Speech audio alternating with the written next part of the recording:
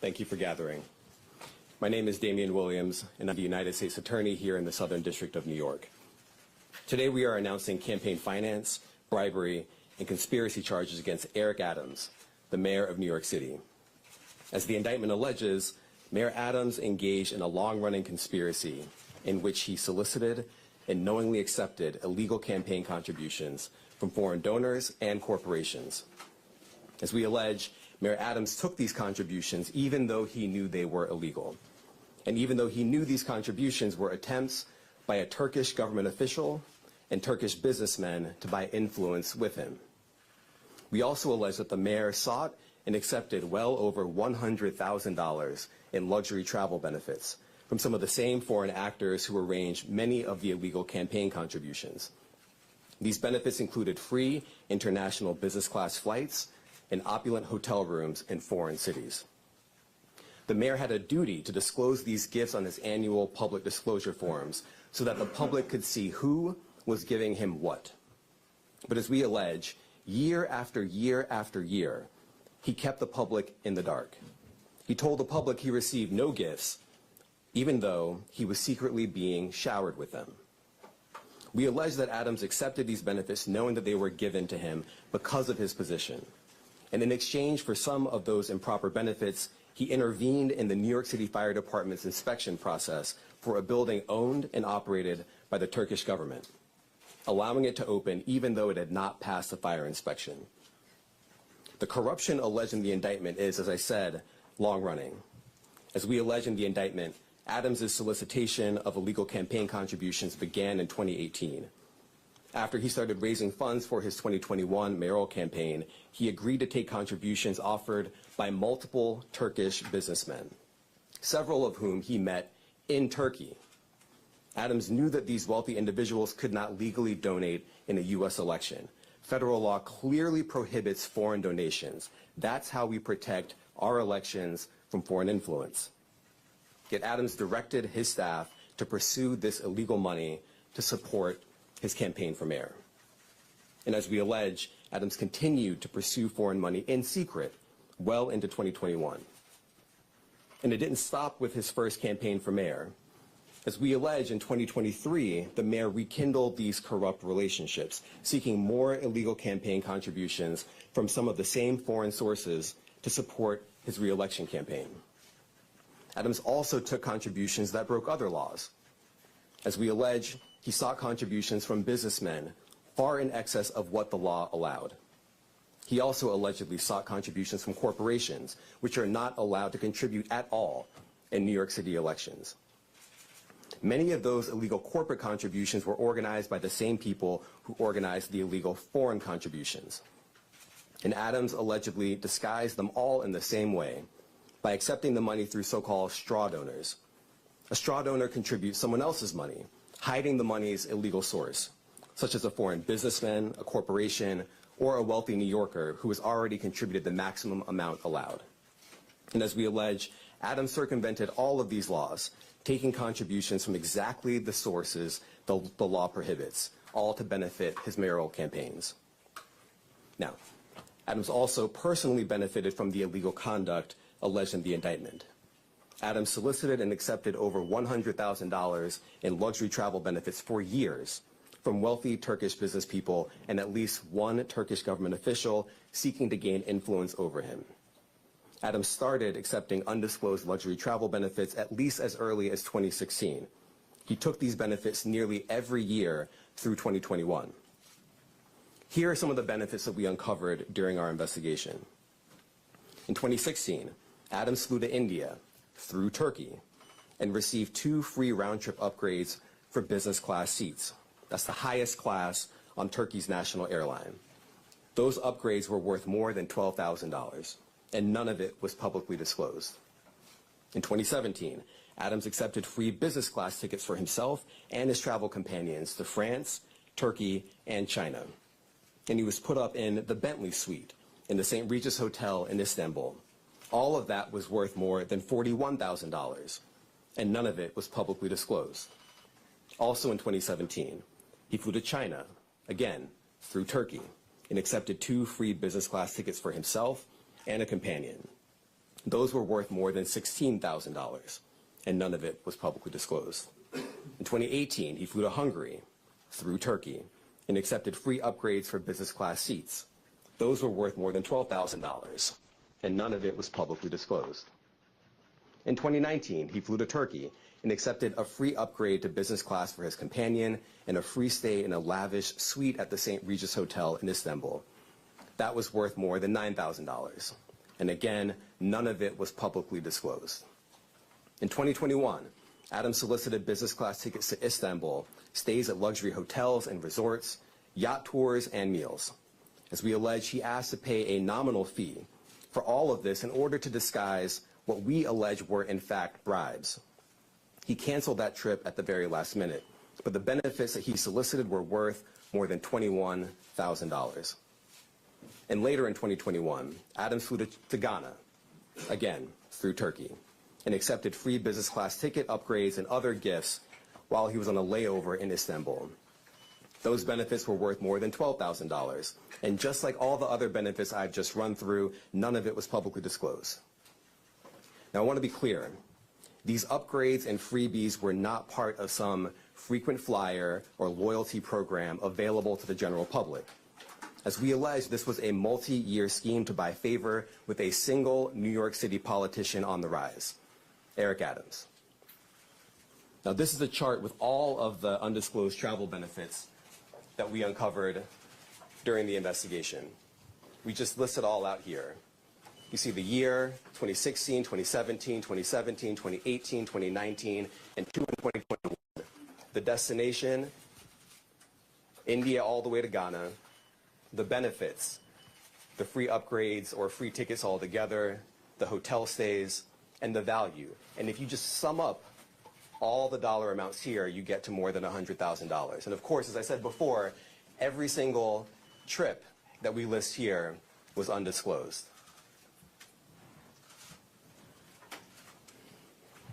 As we allege in the indictment, in addition to not disclosing these benefits, Adams sometimes created fake paper trails to try to cover up the travel benefits he solicited and received.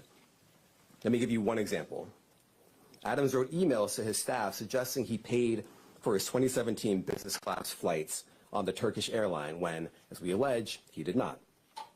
Those flights were worth a lot of money. Just one ticket alone cost more than $10,000. But months after taking the flights, Adams wrote an email to a staff member and told the staff member that he had left cash in her desk drawer and that she should send the money to the Turkish airline to pay for a trip he had already taken. As the indictment makes clear, that's just a clumsy cover-up. Now, just because Adams received benefits for free, that doesn't mean that there weren't strings attached.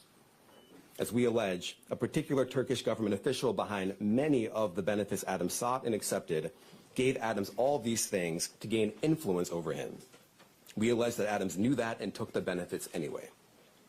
We allege that when the Turkish government official needed him, Adams also took corrupt official action in exchange for some of the luxury travel benefits. In 2021, the Turkish government official was trying to open a brand new high-rise building in Manhattan that would house Turkey's consulate. There was significant time pressure because the Turkish official desperately needed the building to be open in time for a visit from Turkey's president. This building was important to the Turkish official, and it was important to Turkey. But the FDNY's fire safety professionals wouldn't let the building open because the building hadn't passed an inspection. And not just that. Some of the people at FDNY thought the building had so many issues and defects that the building was not safe to occupy. So the Turkish official sent word to Adams that it was, quote, his turn, unquote, to support Turkey. And as we allege, Adams delivered and pressured the fire department to let the building open. The FDNY professionals were convinced that they would lose their jobs if they didn't back down. And so they did. They got out of the way and let the building open. The Turkish official got what he wanted, and as we explain in the indictment, just 4 days after Adams held up his end of the bargain, he went right back to soliciting more travel benefits from the Turkish airline. Now, I want to make 3 things crystal clear. First, the conduct alleged in the indictment, the foreign money, the corporate money, the bribery, the years of concealment, is a grave breach of the public's trust. Public office is a privilege, We allege that Mayor Adams abused that privilege and broke the law. Laws that are designed to ensure that officials like him serve the people, not the highest bidder, not a foreign bidder, and certainly not a foreign power. These are bright red lines, and we allege that the mayor crossed them again and again for years. That is the only reason we are here today. Second, this investigation continues. We continue to dig, and we will hold more people accountable. And I encourage anyone with information to come forward and to do so before it is too late. And third, the Southern District of New York remains committed to rooting out corruption without fear or favor and without regard to partisan politics. We are not focused on the right or the left. We are focused only on right and wrong. That is our duty, and we will fulfill it. Now, today's charges are the product of a tremendous partnership. I want to thank our partners at FBI and the New York City Department of Investigation who have been with us every step of the way. And finally, I want to commend the outstanding career prosecutors from SDNY who are handling this case. Celia Cohen, Andrew Rohrbach, Hagen Scotton, and Derek Wickstrom, and the chiefs of the Public Corruption Unit, Laura Pomerantz and Robert Sobelman. It's now my pleasure to turn the podium over to FBI Assistant Director in Charge, James Dennehy.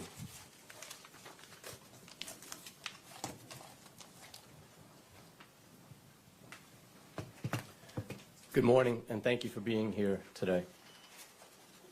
The indictment of a sitting mayor is not just another headline.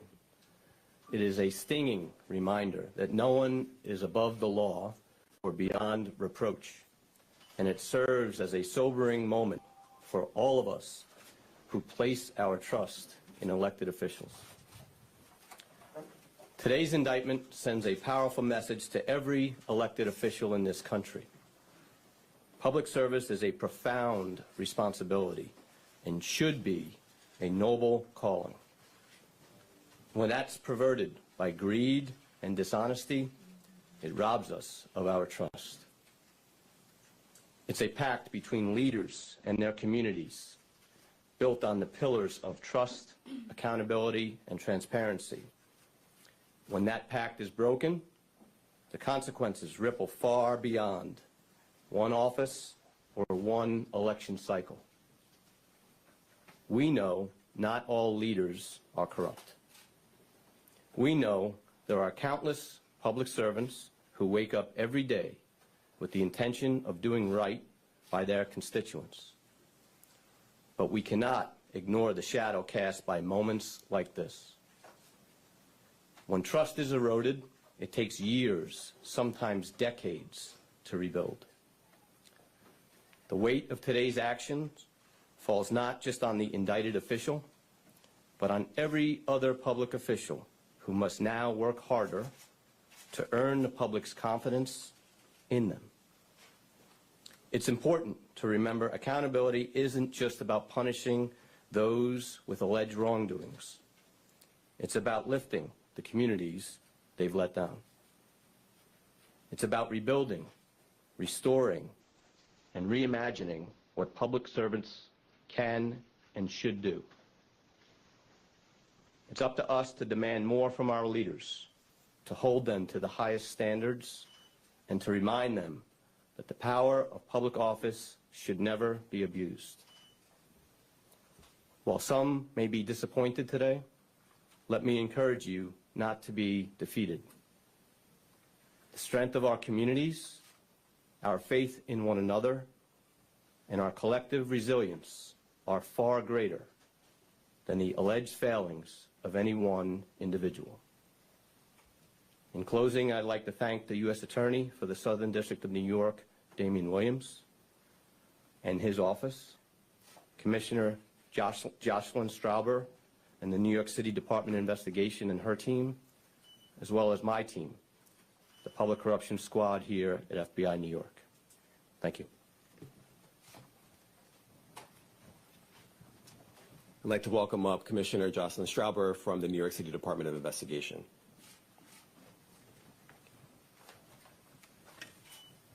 Thank you, Damian. Good morning. Today, for the first time in New York City's modern history, we announce criminal charges against the sitting mayor of New York City. As our highest elected official, the mayor should set the standard for all of city government and exemplify the integrity, transparency, and dedication to serving the public that all New Yorkers deserve. Instead, the indictment unsealed today alleges that Mayor Adams abused his power and position for nearly a decade as Brooklyn Borough President and as mayor to enrich himself and his mayoral campaigns. As charged, he sought and received illegal campaign contributions, luxury travel, and other personal benefits from foreign nationals, as well as individuals and businesses. He allegedly took steps to conceal those illegal contributions and personal benefits and involved city employees and campaign staff in that concealment. As the indictment explains, this kind of corruption has real costs to the city and to the public. As alleged, the mayor's 2021 campaign falsely certified compliance with campaign finance laws in order to conceal those illegal campaign contributions, and as a result of those false certifications, received over $10 million in public matching funds. The mayor's alleged acceptance and concealment of illegal contributions and personal benefits gave overseas benefactors, wealthy individuals, and businesses undue influence over the mayor, influence that federal and local laws seek to prevent. And as charged, in exchange for certain personal benefits, the mayor pressured the New York City Fire Department to forego a required fire safety inspection before the opening of the new Turkish consulate building. As the city's Inspector General, the Department of Investigation, a city agency, conducts its investigations confidentially and wholly independent of City Hall. We handled this investigation as we would any other, following the facts and seeking to hold wrongdoers accountable no matter their role or title. Our unique access to city records and expertise in matters of city government make us a critical partner in the fight to root out corruption, working closely with our law enforcement colleagues at the FBI and the U.S. Attorney's Office. If you have information about this case or about illegal conduct by any New York City official or employee, I encourage you to contact DOI by email at tipline@doi.nyc.gov or by phone at 212-825-2828. I want to thank the U.S. Attorney's Office for the Southern District of New York and the FBI for their partnership on this investigation. And I want to recognize and thank the dedicated, hardworking DOI investigators who are handling this matter. Senior Inspector General Eleanor Rivkin, Inspector General Audrey Feldman, Deputy Inspectors General Arturo Sanchez and Trenton Sweeney, and their supervisors, Deputy Commissioners Christopher Ryan and Dominic Zarella. Thank you. Thank you, everyone. Can you just say, Mr. Mayor Eric Adams has said he's not going to resign?